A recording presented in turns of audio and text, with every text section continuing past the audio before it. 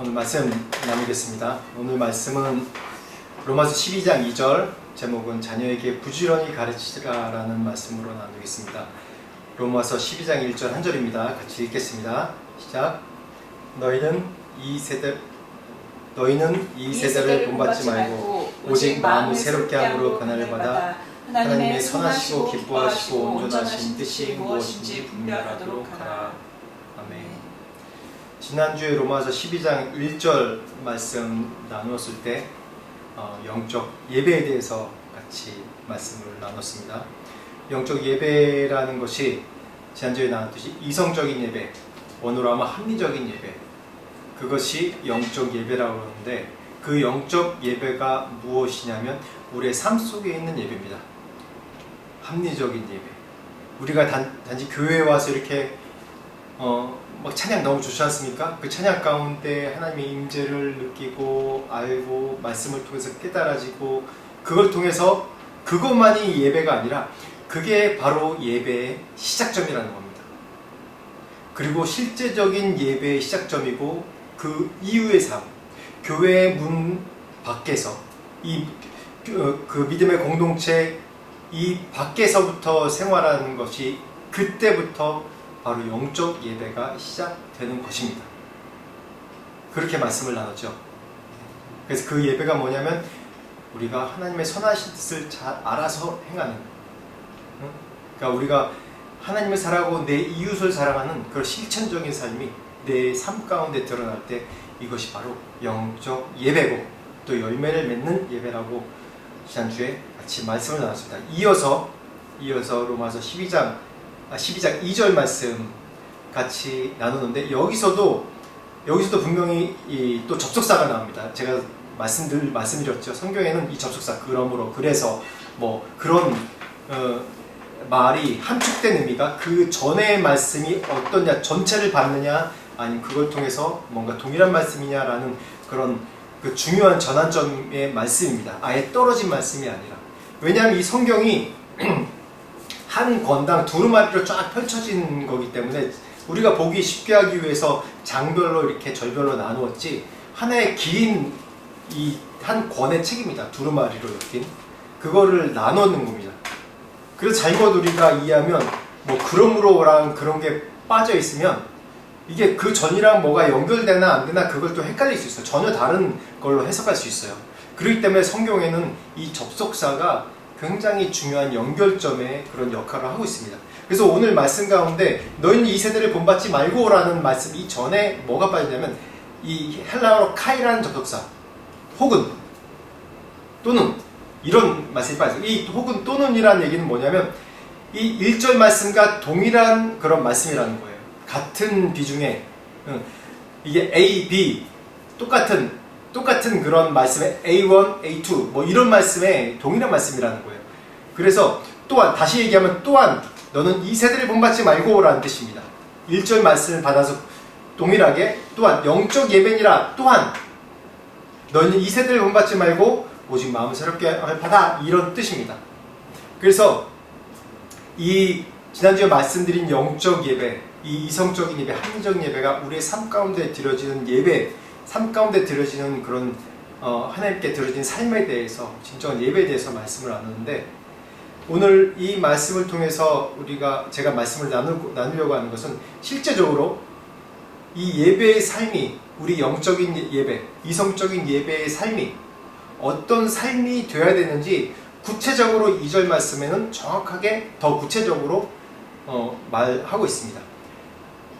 여기서 보면 이 세대를 본받지 말고 오직 마음을 새롭게 함으로 어떻게 변화를 받아서 하나님의 선하시고 기뻐하신 온전한 뜻이 무엇인지 분별하도록 하라. 이 세 가지로 나눌 수 있습니다. 본받지 말고 변화를 받아, 또한 분별하라. 이게 영적인 예배, 합리적인 예배를 어떻게 실행해야 될지 구체적으로 보여준 내용입니다. 1절, 2절이 굉장히 짧은 말씀이지만 이 안에 정말 많은 것이 들어가 있어요. 이 1절, 2절로 예배에 관한 책을 만들 수 있고 우리 경건의 삶에 대한 책도 만들 수 있어요. 그 정도로 굉장히 중요한 말씀입니다. 왜냐하면 이 로마서 1장에서 11장 말씀의 그런 중요한 첫 번째 실행, 이 신학적인 교리적인 그런 내용의 실행적인 파트의 첫 번째 첫 문장, 두 문장이 여기에 이 많은 것이 함축되어 있습니다. 그래서 제가 지난주, 이번 주에서 1절, 2절 따로따로 말씀을 나눈 겁니다. 먼저 이 세대를 본받지 말고 라는 말씀이 나오는데 한번 말씀 읽겠습니다. 요한일서 2장 15절부터 16절 말씀 읽어보겠습니다. 시작! 이 세상이나 세상에 있는 것들을 사랑하지 말라. 누구든지 세상을 사랑하면 아버지의 사랑이 그 안에 있지 아니하니 이는 세상에 있는 모든 것이 육신의 정욕과 안목의 정욕과 이생의 자랑이니 다 아버지께로부터 온 것이 아니요 세상으로부터 온 것이라. 우리들이 다 아는 것처럼 이 세상 그러면 뭐 여러 가지가 많이 있겠죠. 뭐 이 세상 그러면 옛날엔 제가 이제 어렸을 때 교회 생활할 때는 세상의 것을 본받지 말고 세상으로 나가면 뭐 어쩌습니다 라고 얘기할 때 그때는 학생이니까 교회를 떠난 문 밖의 것들이 다 세상이다 라는 생각을 했어요. 그래서 교회 안에 들어오면 이 세상이 아니라 주님의 이 영역, 요 교회 주차장 밖으로만 딱 벗어나면 거기부터는 세상, 이런 생각이 드는 거예요. 그런데 그 말도 맞을 수 있는데 정확하게 이 성경에 이 세상에 대해서 얘기할 때 이 신약에 구체적인 여러 가지 예가 많이 나옵니다. 구체적으로 어떻게 행동하는 사람이나 뭐 이제 이후에 말씀이 나올 겁니다. 근데 정말 중요한 데피니션, 이 세 가지로 얘기해 주는 게 뭐냐면 뭐라고요? 육신의 정욕, 안목의 정욕, 이생의 자랑. 이거 외워야 돼요. 육신의 정욕, 안목의 정욕, 이생의 자랑. 이걸 좀 더 구체적으로 얘기하면 육신의 정욕 그럼 뭐예요? 쾌락입니다. 쾌락주의. 안목의 정욕 무엇입니까? 보는 것에 대한 욕심이 있는 것이니까 뭐예요? 물질주의입니다. 또 이생의 자랑. 이생의 자랑 뭡니까? 내 명예, 힘, 이겁니다. 제가 이거를 제가 코로나 기간 동안에 2년 한 반 정도를 이제 중고등부 주일날 가서 설교로 계속 섬기면서 사역을 하면서 제가 이 세 가지 단어를 어떻게 하면 아이들한테 좀 쉽게 설명하고 쉽게 간단한 단어로 만들 수 있을까라고 고민을 했어요. 근데 저는 그거를 간단한 단어로 만드는 게 이게 굉장히 구체적인 단어이기 때문에 애들한테 거부감 느끼지 않을까라는 생각을 했는데 이게 중요한 게 뭐든지 심플하게 간단하게 만들어놔야지 간단하게 단어가 이게 데피니션으로 정의돼야지 사람 머릿속에 박히더라고요. 그 단어가 딱 생각나더라고요. 그 다음에 그걸 풀어 헤치는 건데 제2 육신의 정욕, 안목의 정욕, 이생의 자랑 이 세 가지를 뭐라고 하냐면 영어로 섹스, 머니, 파워 이런 책도 있죠. 또 한국말로 하면 성, 돈, 권력입니다. 성경대로 얘기하는 겁니다. 육신의 정욕, 안목의 정욕, 이생의 자랑 이 세 가지를 얘기할 수 있어요. 성, 돈, 권력 이 세 가지 섹스, 머니, 파워. 인류 창조 이래 우리가 이제 문서로 알 수 있는 구약의 성경부터 지금까지 똑같은 패턴이에요. 제가 이걸 아이들한테 이 성, 돈, 권력의 세 가지에 대해서 얘기하면서 뭐라고 그랬냐면 사단이 우리들에게 공공연하게 그냥 어너스먼트 한 거라고. 여러분 이 세상 모든 사람들에게 광고한 거라고. 야 얘들아, 내가 너희들을 요 세 가지로 다 유혹할 거야. 너희들은 다 넘어갈 거야. 섹스, 머니, 파워 이 세 가지 명심해. 이 세 가지로 너희들을 넘어뜨릴 거야. 사단이 공공연하게 선포하는 겁니다. 이게.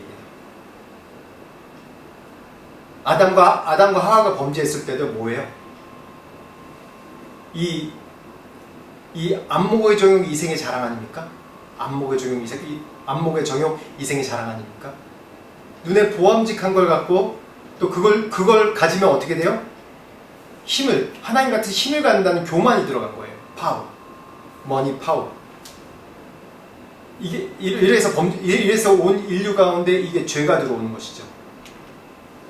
그리고 또 인류 첫 번째 살인은 어떤 것 때문에 일어나는 것입니까? 이것도 파워 때문에 그러지 않습니까? 하나님이 가인의 재산은 받지 아니하시고 가인과 그 재산을 받지 아니하시고 아벨과 그 재산을 받으셨어요. 그것 통해서 가인이 첫 번째 살인을 일으킨 거죠. 그리고 지금도 이스라엘 민족들이 추앙하는, 유대인들이 추앙하는 다윗은 어떻습니까? 이 세 가지가 다 있던 사람이에요. 파워, 머니, 섹스. 우리가 잘 아는 바세바를 범한 사건도 이 세 가지 안에 속하죠. 자기의 힘이 있고 물질이 있으니까 어떻게 해요? 살인을 저지릅니다. 왜? 여자를 취하기 위해서. 이게 성경에만 국한된 얘기입니까? 아니죠. 이게 2,000~3,000 년 전의 얘기입니까? 아니죠. 지금도 여전히 이 세 가지 범주 안에 모든 죄악들이 일어나고 있고 드러나 있습니다. 이게 세상에만 있는 얘기일까요? 아닙니다. 죄송하지만 믿음의 공동체 안에서도 여전히 일어나는 일들입니다. 교회 안에서도 일어나는 일들이고요. 믿음의 공동체 안에서 휴식을 하면서 그런 일들이 계속 일어나는 일들이에요. 이게 사단이 공공연하게 지금까지도 우리를 계속해서 공격하는 내용들입니다. 말씀 더 볼까요? 레위기 18장 3절에서 5절 말씀입니다. 같이 읽겠습니다. 시작. 너희는 너희가 거주하던 애굽 땅의 풍속을 따르지 말며 내가 너희를 인도할 가나안 땅의 풍속과 규례도 행하지 말고 너희는 내 법도를 따르며 내 규례를 지켜 그대로 행하라. 나는 너희의 하나님 여호와이니라. 너희는 내 규례와 법도를 지키라. 사람이 이를 행하면 그로 말미암아 살리라. 나는 여호와이니라. 아멘. 여기서 뭐라고 그랬죠? 이게 이 배경이 출애굽한 백성들의 시내에서 하나님 말씀을 주시고 그 안에 율법을 십계명을 주시고 율법을 주신 내용이에요. 그 정확하게 언급하죠. 뭐라고 하죠? 애굽 땅의 풍속을 따르지 말며 그리고 내가 장차 너희를 광야지만 인도할 약속의 땅 가나안 땅의 풍속과 뭐요? 규례를 따르지 말라고 했습니다. 정확하게 얘기해요. 애굽 땅의 풍속, 가나안 땅의 풍속 뭡니까? 그 이후의 말씀, 이 18장 레위기 18장 말씀이 전체적으로 어떠한 풍속이 이 세상을 따르지 않는 이 세대를 본받지 않는 것이 무엇인지 정확하게 언급하고 있는데 그 6절부터 30절까지 말씀을 쭉 읽어보면 뭐냐면 전부 다 어떤 말씀이냐면 성윤리예요. 성윤리. 뭐냐면 온갖 음란한 것, 근친, 또 동성애, 짐승이라는 수간, 이 인간이 모든 성적인 그런 타락의 끝을 보여주는 그런 말씀이 구체적으로 나왔어요. 그래서 여기서 레위기가 이 모세오경의 가장 중심되는 그 율법서인데 모세오경에서 이 이스라엘 민족 유대인 우리에게 주신 가장 중요한 헌법, 이 법 가장 중심에 뼈대인 게 레위기예요. 여기에 분명히 이 세상의 것에 대해서 얘기할 때 성적인 것을 얘기했어요. 다른 어떤 권력, 머니 이런 걸 얘기한 게 아니라 이 세대를 본받지 말라. 애굽 땅의 풍속을 따르지 말며 가나안 땅의 풍속과 규례를 행하지 말고 라고 얘기하면서 그 다음 말씀에 설명을 쭉 해놓은 게 뭐냐면 성적인 거예요. 다 성적인 거예요. 지금 어떻습니까? 제가 자주 얘기하지만 올해 초에 저희가 성교육 세미나를 개최를 했는데 그 미국에 있는 이진아 대표님을 초청해서 개최를 했는데 이 초등학교 때부터 미국뿐만 아니라 우리나라에서도 초등학교 때부터 이 동성애를 가르치고 너의 남자 여자 성 정체성이 불분명하다고 나이 좀 더 들어서 너희들이 남자일 수도 있고 여자일 수도 있고 그게 말이 되는 내용이 아니죠. 이 가나안과 애굽과 가나안의 풍속과 규례를 따르는 거예요. 정확하게 성경에는 성적인 것에 대해서 분명히 성적 윤리가 깨지는 것에 대해서 언급하고 있어요. 제가 아는 집사님이 이제 이 기술이 있어가지고 미국에 갈 일이 있었어요. 미국에 취직해가지고 미국에서 지사로 이제 갈 일이 있었어요. 그래서 선택의 기로가 있었어요. 그러면서 그분이 뭐 영어도 잘하고 중국어도 잘하고 또 태국말도 잘하고 그런 분이에요. 근데 미국 이민 갈 기회 있는데 그걸 포기했다고 그래요. 그래서 왜 미국 그 가면 시민권도 따고 좋지 왜 안 가시냐고. 그러니까 그분이 알더라고. 미국 가면 애들 다 망친다고. 미국 가면 거기 가면 우리 애들이 다 남자 여자 헷갈리고 막 그렇다고 안 간다고 그러시더라고. 시대를 볼 줄 아는 사람들은 다 이게 자녀들이 중요한 사람들은 이걸 알아요. 다 세계사를 보면 그 마무리, 세계사를 보면 어느 시대든지 그 끝나는 마무리가 될 때 보면 항상 성적인 극한 타락으로 인해서 세상이 끝나버려요.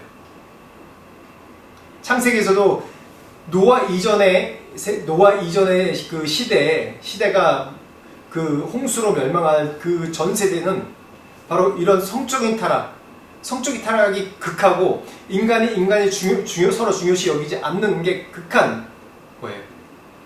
우리가 지금 인권 하는 게 인간을 존중하는 것이 아닙니다. 그게 무슨 인간을 존중하는 겁니까? 서로를 존중하지 않는 거예요. 하나님의 형상으로 서로를 존중하는 것이 아니라 실제로 이 성윤리가 무너져버리면, 성적인 타락이 일어나면 서로가 존중받지 못하는 사회가 되는 거예요. 타락이 심해지고 범죄가 심해지고 더 쾌락을 극한적으로 추구하게 되면 점점 더 그 시대가 무너져가고, 하나님이 분명히 그랬어요. 그 다음에 18장 27절에서 30절 말씀 보면 뭐라고 하나님께서 말씀하는지 보겠습니다. 시작. 너희 전에 있던 그 땅 주민이 이 모든 가증한 일을 행하였고 그 땅도 더러워졌느니라. 너희도 더럽히면 그 땅이 너희가 있기 전 주민을 토함같이 너희를 토할까 하노라. 이 가증한 모든 일을 행하는 자는 그 백성 중에서 끊어지리라. 그러므로 너희는 내 명령을 지키고 너희가 들어가기 전에 행하던 가증한 풍속을 하나라도 따름으로 스스로 더럽히지 말라. 나는 너희의 하나님 여호와이니라. 여기서 뭐라고 합니까? 이러한 성적인 모든 타락이 그 땅 가운데 임하면 뭐라고요? 전 주인을 토함같이 너희를 토할까 하노라. 또한 뭐라고요? 그 백성 중에서 끊어지리라. 그 땅이 토했는데요. 이스라엘 백성이 어떻게 가나안을 정복하고 정착하게 됐냐면 이 말씀이에요. 가나안에 원래 살던 거민들이 정말 이런 가증한 일을, 성적인 모든 타락이 그 땅 가운데 임했기 때문에 하나님이 그 땅의 모든 백성들을 쫓아내버리고 믿음의 백성, 하나님께 선택된 백성, 아브라함을 통해서 아브라함을 통해서 요셉을 통해서 이집트에 들어갔지만, 그 가족 공동체가 들어갔지만 가족 공동체가 이스라엘 그 애굽에서 또한 마지막 100년을 노예 생활하면서 그 가운데 그 하나님의 백성을 선택해서 그 백성이, 떠돌이 같은 그 백성을 선택해서 가나안의 모든 족속을 치신 거예요. 그 이스라엘 백성에게 하나님의 십계명, 율법을 주셔서 너희는 이런 가증한 짓을 하지 마라. 이 백성들이 그런 가증한 짓으로, 이런 성적인 윤리가 무너진 그 짓으로 그 땅을 쫓겨났다. 그 땅이 토해냈다. 그 땅이 멸망했다. 그 백성들이 죽었다라는 그런 말씀을 선언하는 것입니다. 너무 중요한 말씀이에요. 너무 중요한 말씀이에요. 점점 이 나라가 부강해지고 전 세계가 부강해지고 전 세계가 서로 소통이 잘 이루어지고 인터넷이 발달했잖아요. 그러면서 보면 이 아이들이 교육받는 것이 뭔가 구전으로 교육받거나 아니면 가족이나 아니면 선배나 교회 공동체나 그런 데서 교육받는 것이 아니라 이 인터넷에 있는 게 가장 자기의 텍스트북이 되는 거예요. 인터넷에 있는 방송이나 그런 정보들이 어떤 게 기준인지 나와 있지 않잖아요. 인터넷 가운데는 기준이 없습니다. 인터넷에서는 기준이 없어요. 어떤 것인지 상관없어요. 요즘 정치로 많이 시끄러운데 어떤 방송은 완전히 우편화되어 있고 어떤 방송은 좌편화되어 있고 어떤 방송은 좌인지 우인지 구분 안 돼 있고, 정치만 얘기해도 그렇고 모든 것들이 그냥 자기 소견에 오른 대로 계속 그 정보를 올리는 거예요. 그래서 사람들이 볼 때 이것이 괜찮다 그러면, 보험직하다 그러면 그걸 따르는 거예요. 다 아이들이 다 그래요. 아이들이 다음 세대들이. 이 인터넷 이전 세대들은 그래도 윤리가 있고 기준이 있었어요. 어느 정도. 우리나라 사람들 보면 가문으로 내려오는 전통이라든지 아니면 그 시대상의 윤리와 기본적인 윤리와 전통이 있었어요. 근데 이제는 이 자녀 세대는 그런 게 다 깨져버렸어요. 집에 오면 아이들이 일주일 내내 부모, 엄마, 아빠 다 일을 하고 집에 엄마가 없고 다 일을 해야 돼. 그래야 살 수 있으니까. 그러다 보니까 아이들은 학교 교육 마치면 어때요? 학원 돌아다니고 태권도 가고 영어하고 뭐하고 저녁 늦게 돌아옵니다. 부모 오는 시간보다 더 늦게 들어와요. 그럼 부모 마음은 어떻습니까? 미안하죠. 아이들이랑 시간을 많이 못 보내니까. 미안하니까 아이들이 용돈 주고 뭐 쓰는데 부족함 없이 해주고 그렇게 하다 보니까 아이들한테 집에서 아이들한테 너희들 믿음으로 이렇게 살아라 교육할 수가 없는 거예요. 만날 시간도 없고. 그러다 보니까 아이들은 이 인터넷에 있는 요즘 풍조에 따르는 요즘에 이렇더라라는 따르는 그런 것이 자기 삶의 기준이 돼버리는 거예요. 제가 지난번에 이제 한국 갔을 때 제 동생, 여동생인데 여동생도 애들이 셋입니다. 그 첫째, 둘째가 딸이고 마지막이 아들인데 막내 아들을 귀하게 얻었어요. 그러니까 그 집도 좀 그 시부모들이 약간 전통적인 그런 분들이라서 아들이 있어야지 하는 그런 분위기가 있었어요. 그래서 아들을 낳아야 되는데 막 기도하면서 막내가 감사하게 아들을 낳은 겁니다. 그래서 얼마나 기뻐하든지.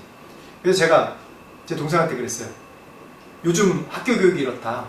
학교 교육이 성교육센터라고 공공기관이라고 가보면 다 얘기하는 것이 너희 성이 지금 성이 너희들 성이 아니다. 앞으로 자라면 다른 성이 될 수 있다. 그리고 학교에서 어떻게 동성애에 대해서 긍정하는 걸 가르치고 또 어떻게 그걸 배울 필요가 없는 나이에 자유하는 걸 가르치고 또 피임하는 걸 가르치고 전혀 그런 아이디어가 필요 없는 나이인데도 그런 걸 가르치는 거예요.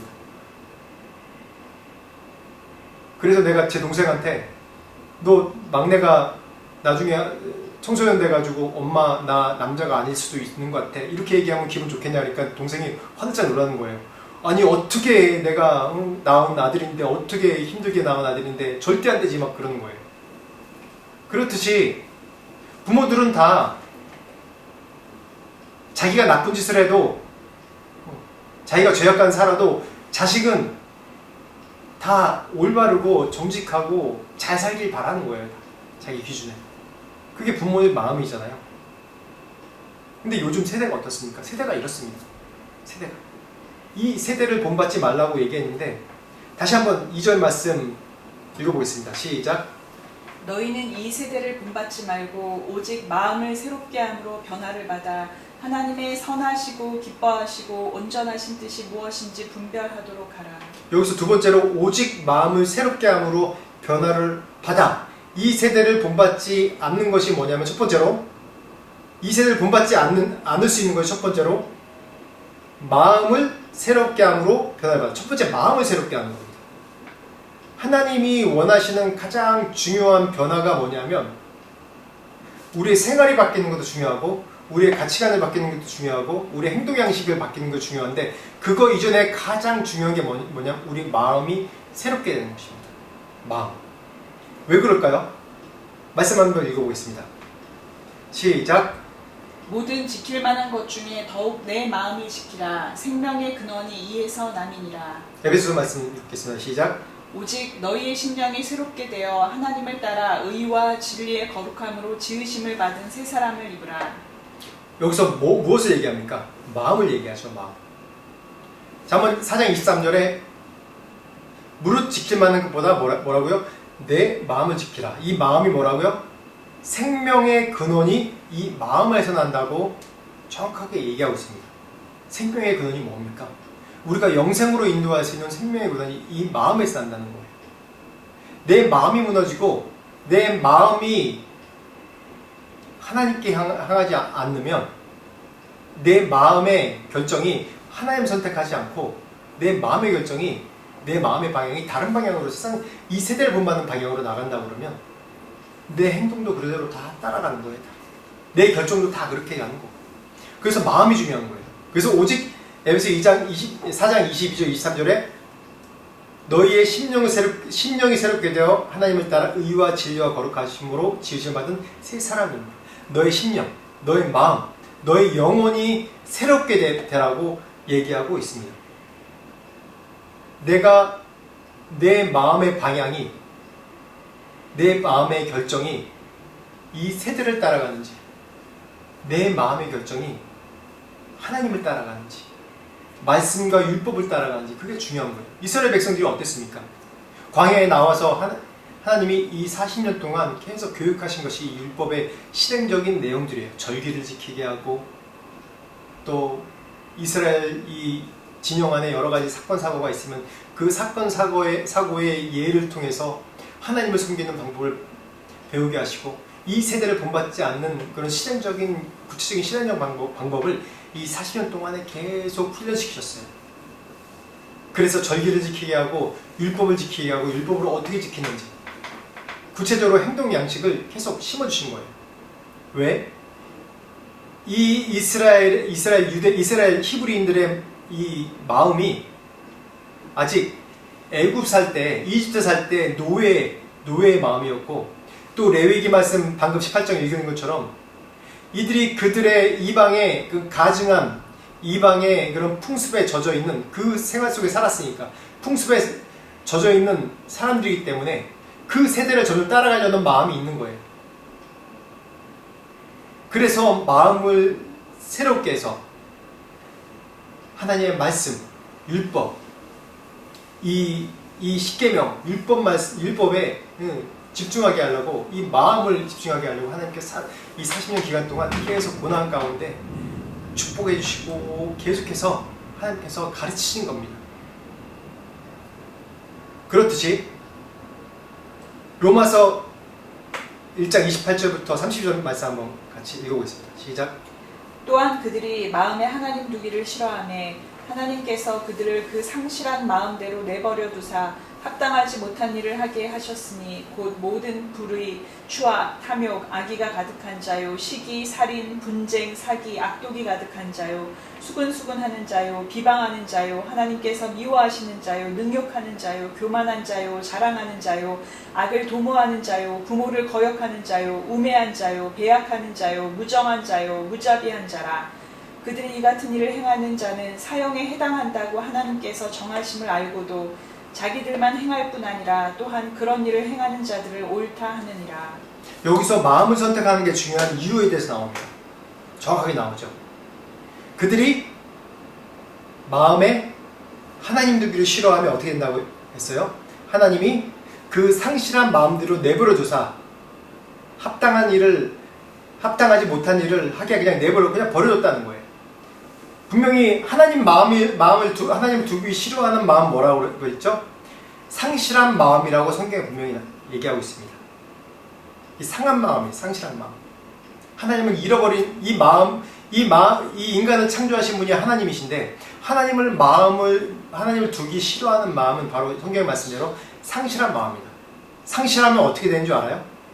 쭉 나오잖아요. 불의, 탐욕, 악, 살인, 분쟁, 사기, 악독, 비방하고, 또 능욕하고, 교만하고, 자랑하고, 부모를 거역하고, 또 우매해서 무정하고, 무자비한. 그들은 어떻게 된다고요? 사형에 해당한다고 하나님께서 분명히 정하셨다고, 말씀 가운데 나오고 정하셨다고, 너희들이 이런 일을 하면 죽어라고 분명히 얘기하는데도 그런 걸 알고도 어떻게 해요?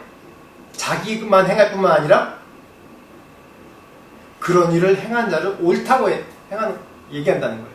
지금 시대가 그렇지 않습니까? 지금 시대가. 하나님을 마음을 두기 싫어하면 이런 일을 따를 수밖에 없는 거예요. 왜냐하면 기준이 말씀이 안 되고 기준이 하나님이 아니기 때문에 이 세대를 따른 애굽과 애굽의 풍속과 가나안의 풍속, 그리고 그 규례를 따른 사람들이 되기 때문에 중간지대가 없는 거예요. 중간지대가. 분명히 성경에서 얘기하고 있어요. 내 마음이 하나님을 두기 싫어하면 이 세대를 따르는 것이고 상실한 마음이 돼서 이러한 죄악들 가운데 그냥 들어간다는 거예요. 지금 이 세대가 이 인터넷이라는 매체로, 이 매스컴이라는 매체로 모든 것을 포장해요. 다. 이것이 괜찮다, 저것이 괜찮다, 그럴 수도 있지. 성적인 것에 대해서 얘기하면 동성애 그럴 수도 있지. 저 동성애에 있는 사람들이 얼마나 불쌍하냐. 저 사람들이 외롭지 않냐. 동성애는 정말 소수예요. 몇 점, 0. 몇 %밖에 안 되는 그런 사람들이에요. 그런 성향이 있는 사람들이. 그런 사람들을 그래, 너 그렇게 하나님이 지으신 거야 라고 얘기하는 거예요. 그런 성향은 있을 수 있어요.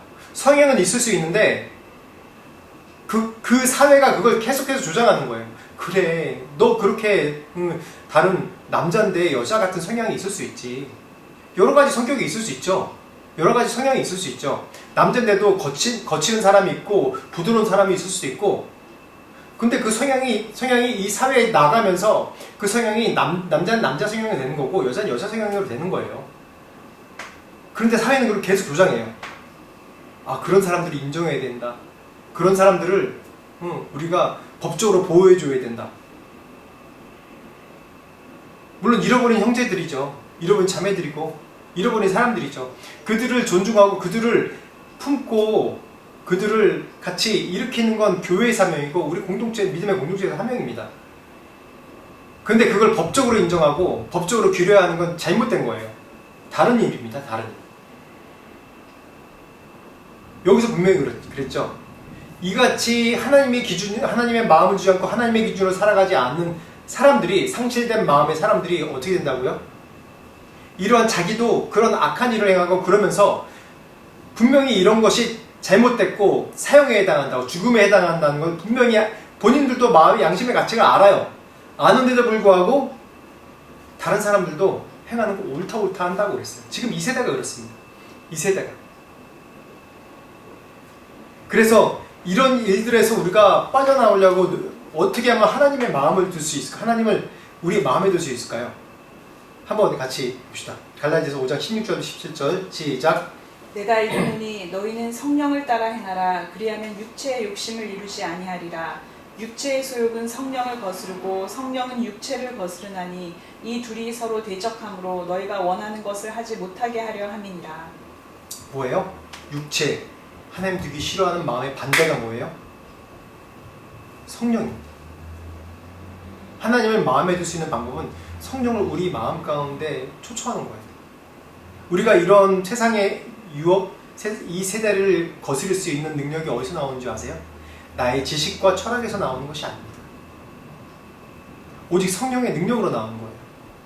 그래서 우리의 삶 가운데 계속해서 성령을 초청하고 성령께서 함께 하시고 하나님께서 저에게 힘을 주시고 능력을 주시고 이 세대를 거스리는 그런 힘을 주셔야지만이 내가 이 세대를 이길 수 있습니다 라고 고백할 수 있습니다.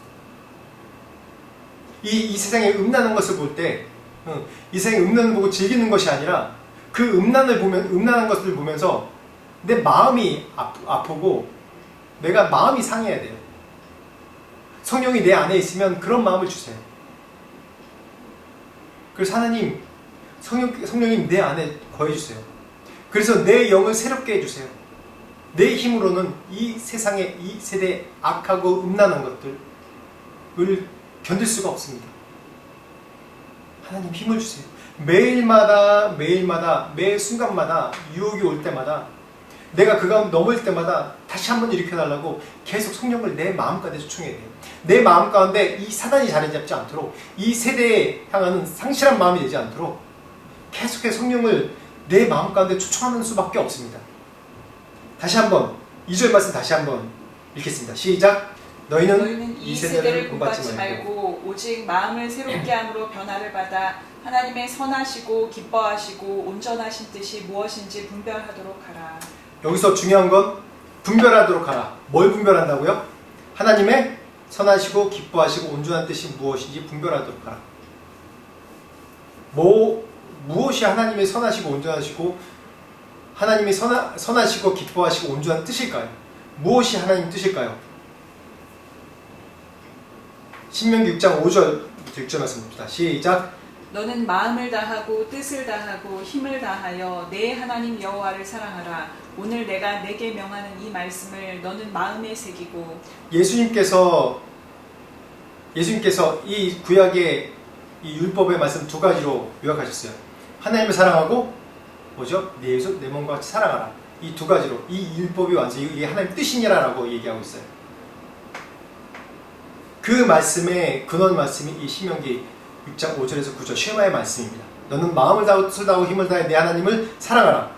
오늘 내가 네게 명하는 이 말씀을 너는 마음에 새기고 라고 해요. 여기서도 이걸 마음에 새기라고 얘기하고 있어요. 이 마음에 새기라, 이 말씀이 뭡니까? 십계명이죠. 마음, 뜻, 힘, 그리고 하나님을 사랑하고 율법을 그리고 그 마음에 새기는 것입니다. 왜 율법을 마음에 새기는 게 중요합니까? 이걸 좀 어렵게 얘기했는데 우리가 하나님을 사랑하고 힘과 뜻과 정성을 다해 하나님을 사랑한다는 것을 어떻게 합니까? 어떻게 드러납니까? 교회 오면 다 거룩하고 주일날 교회 나와서 예배드리는 거 그것만도 굉장히 귀하고 자기 시간을 내서 예배드리고 자기 재정을 내서 11조하고 헌금하고 그걸로 하나님 마음과 뜻과 힘을 다해서 하나님 섬긴다고 생각을 하는 거예요. 근데 그것을 어떻게 합니까? 그럼 본인 자신과 하나님만 알 수 있는 것이죠. 남녀가 사귈 때 동서고금을 막론하고 우리가 연애할 때 보면 이 사람이 사기꾼인지 아닌지 정말 나를 사랑하는지 아닌지 구분하는 방법이 있습니다. 어떤 남자가 여자를 사랑한다고 말하면서 또 다른 여자 여러 명 만나고 있는 거예요. 그것이 그 사람 진정으로 사랑하는 것입니까? 사랑하는 거예요? 아니죠.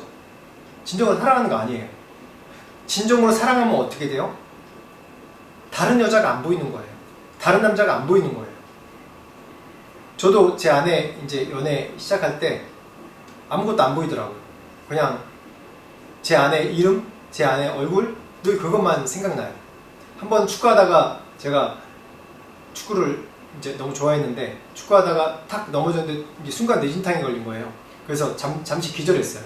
기절해서 일어났는데 머리가 좀 아프고 이제 순간 기억 상실이 걸린 거예요. 기억을 잘 못하는 거예요. 근데 또렷이 생각나는 게 제 아내 이름이더라고요. 그리고 얼굴이더라고요. 그렇듯이 이게 바로 하나님을 진정으로 사랑하면, 마음과 힘과 뜻과 정성을 다해 사랑하면 하나님의 이 이름이 생각나듯이 하나님의 말씀, 하나님 보이지 않는 하나님이니까 하나님의 규례, 하나님의 뜻, 이것밖에 생각 안 나는 거예요. 진정으로 사랑하면 어때요? 저 사람이 기뻐하는 일이 무엇일까? 저 사람이 기뻐할 게 무엇일까? 어떻게 하면 저 사람한테 인정받을 수 있을까? 어떻게 하면 사랑받을 수 있을까? 그것에 집중하잖아요. 그것이 바로 율법 말씀에 정확하게 나와 있는 겁니다. 십계명 말씀, 율법 말씀에 정확하게 나와 있는 거예요. 이게 바로 하나님의 뜻입니다. 하나님의 선하시고 기뻐하시고 온전하신 뜻이에요. 지금 사람들이 이제 구약의 말씀, 율법의 말씀, 십계명은 옛날 것이고 지금 신약의 말씀을 지켜야 된다라고 얘기를 합니다. 신약의 말씀은 더 디테일합니다. 더 디테일하고 더 구체적이에요. 구약의 말씀을 더 푸른 구체적인 거예요. 그렇다면 이 신명기 6장 5절 6절 말씀이 이게 정말 중요한데 그 바로 다음에만 나온 말씀 한번 보세요. 7절 말씀부터 9절 말씀 보겠습니다. 시작. 내 자녀에게 부지런히 가르치며 집에 앉았을 때에든지 길을 갈 때에든지 누워있을 때에든지 일어날 때에든지 이 말씀을 강론할 것이며 너는 또 그것을 내 손에 메어 기호를 삼으며 내 미간에 붙여 표를 삼고 또 내 집 문설주와 바깥문에 기록할지니라. 여기서 이 쉐마 말씀 이 다음에 분명히 나온 게 뭐죠? 처음에 마음과 뜻과 힘을 다해 하나님 사랑하라. 그리고 그 하나님 사랑하는 방법이 그 율법을 내 마음에 새기고 그 다음 너는 무엇을 행하라고 나온 게 아니라 뭐라고 나왔어요? 정확하게 내 자녀에게 어떻게? 부지런히 가르치라고 그랬어요. 부지런히 가르치라고. 내 율법을 마음과 뜻과 정성을 다해서 하나님을 사랑하고 이웃을 사랑하고 뭐하고 그렇게 하는 게 아니라 이 구약의 말씀 가운데는 제일 처음으로 실행할 게 내 자녀에게 부지런히 가르치라라고 얘기합니다. 그리고 봐요. 그리고 그 밑에 보면 집에 앉아있을 때든지 길에 갈 때든지 누워있을 때든지 일어날 때든지 언제든지 뭐라고요? 말씀을 강론할 것이며 라고 얘기하고 있어요.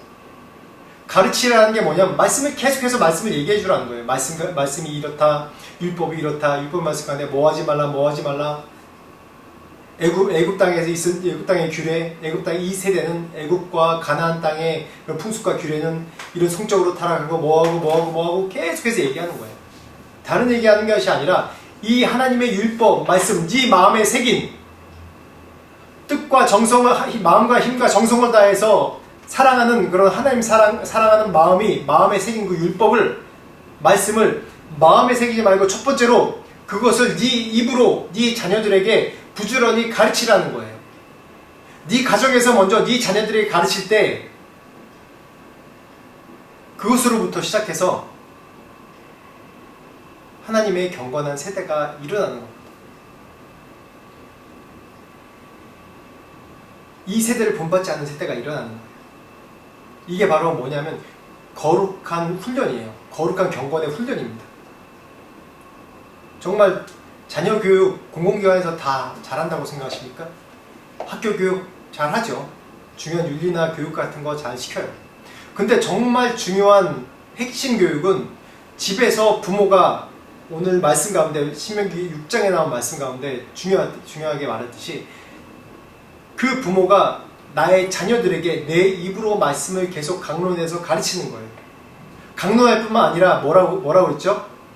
그것을 내 손목에 매며 기호로 삼으며 내 미간에 붙여 표로 삼고 내 집 문설주 바깥 문에 기록할지니라. 그래서 늘 왔다 갔다 하든지 늘 보고 뭐 어디 갈 때든지 말씀이 늘 내 이 자녀의 몸 가운데 떠나지 않게 하라는 거예요. 기록할지니라 라고 얘기하고 있어요.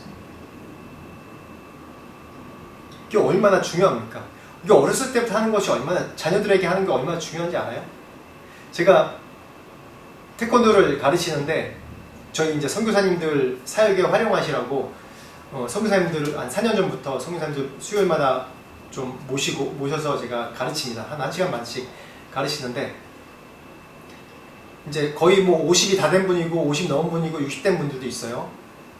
근데 이 태국이 워낙 한류가 열풍이 많다 보니까 주로 교회에서 한글을 많이 가르치세요. 근데 한국 남자들은 군대 갔다 오면 1단이거든요. 무조건 일단 따야 되거든요. 근데 1단 정도면 그래도 기초적인 거 가르칠 수 있어요. 근데 그걸 가르치는 방법을 모르는 거예요.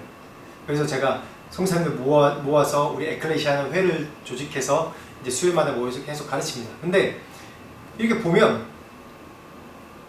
어렸을 때 잠깐이라도 한 몇 년이라도 어렸을 때 1단, 2단을 딴 분과 이제 나이 이제 40 넘어서 50 넘어서 태권도 한 분들이 자세가 달라요. 이게 태권도가 이 골반과 이 코어의 근육의 운동이기 때문에 좀 다른 운동이랑 달라요. 그래서 평상시에 쓰지 않는 그런 근육들이거든요, 이게.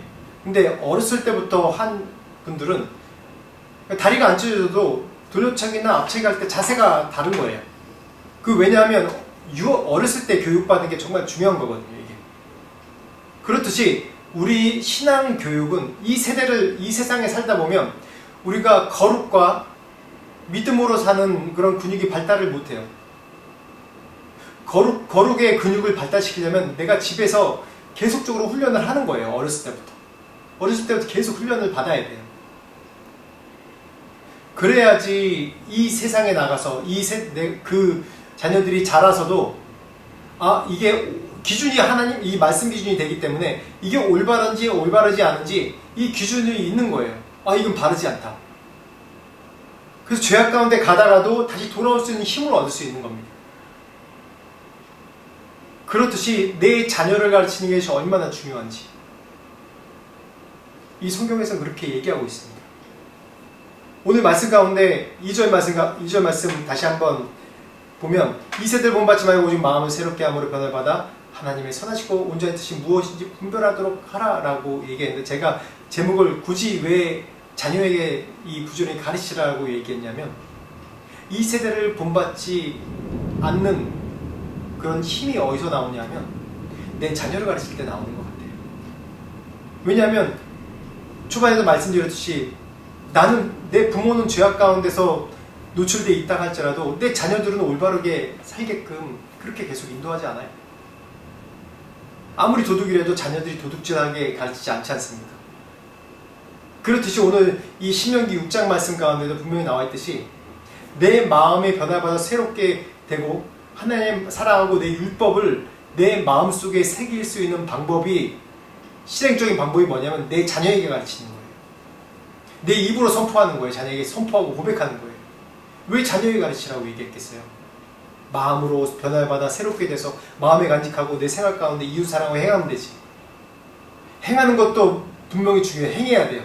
그러려면 뭐가 되냐면 내 가정 가운데서 내 자녀에게 말로 선포하는 거예요. 계속 말씀을 강론하고 그걸 말씀을 기록해서 지키게 하고 계속해서 체크해주고, 그게 먼저 선행돼야지 이 세상 가운데서도 내가 하나님 말씀대로 올바른 할 수 있는 기준과 그런 힘을 얻는다는 겁니다. 그래서 오늘 말씀 가운데 내 자녀에게 부지런히 가르치라라고. 물론 성령께서 내 마음 가운데서 좌정하셔야지 내가 이 세대를 거스리는 그런 힘을 얻게 되는 것입니다. 그래서 우리가 말씀으로 내 자녀를 가르쳐야 됩니다. 내가 깨달은 게 있으면 계속 자녀에게 선포해요. 그럴 때 나뿐만 아니라 내 다음 세대도 이 말씀의 기준이 무너진 이 세대 가운데, 이 세상 가운데 말씀의 기준이 없는 이 세상 가운데 말씀의 기준으로 축복된 세대로 양육하는 것이 됩니다. 그렇기 때문에 우리가 먼저 우리의 마음 가운데 마음을 새롭게 함으로 성령을 늘 추천하고 마음을 새롭게 함으로 변화를 받아서 또 말씀으로 늘 내 말씀으로 내 마음과 내 기준을 삼고 그것을 내 자녀에게 가르칠 때 나뿐만 아니라 내 가족이 이 세상, 이 세대를 본받지 않고 늘 이 삶이 예배가 되는 그런 나와 우리 가족, 우리 믿음의 공동체가 될 줄 믿습니다. 같이 기도하겠습니다. 하나님 감사합니다. 이 세대를 본받지 말고 오직 마음을 새롭게 함으로 변화를 받아 하나님의 선하시고 기뻐하시고 온전한 뜻이 무엇인지 분별하라고 하나님께서 말씀하시고 명령하셨는데, 하나님 다시 한번 성령을 우리의 마음 가운데 초청합니다. 우리의 마음을 새롭게 하시고 늘 우리에게 이 세대를 본받지 않고 말씀에 순종해 살아갈 수 있는 믿음을 주시옵소서. 세상을 거스려서 살아갈 수 있는 믿음과 힘을 주시옵소서. 그리고 하나님의 온전하시고 선하시고 기뻐하시고 온전하신 뜻이 무엇인지 내 마음판에 새기고 분별하고 이것을 자녀에게 가르쳐 지키게 할 수 있는 또한 은혜를 주시옵소서. 그럴 때 나뿐만 아니라 내 가족 공동체, 내 믿음의 공동체가 온전히 살며 이 세대를 본받지 않고 오직 하나님을 따르는 하나님 말씀의 기준으로 사는 그런 우리 모두가 될 줄 믿습니다. 다시 한번 그렇게 분별된 세대로 우리를 만드시고 다음 세대로 분별된 세대로 만들어 주시옵소서. 지금 우리 주 예수 그리스도의 은혜와 하나님 아버지의 무한하신 사랑과 성령님의 감화감동 역사하심이 하나님 앞에 새롭게 함으로 변화를 받아 이 세대를 따르지 않고 이 세대 가운데 분별된 세대, 하나님의 말씀의 기준에 따르는 기준의 세대가 되기를 간절히 소망하는 모든 자들에게 지금부터 영원까지 함께 하시기를 간절히 축원하옵나이다.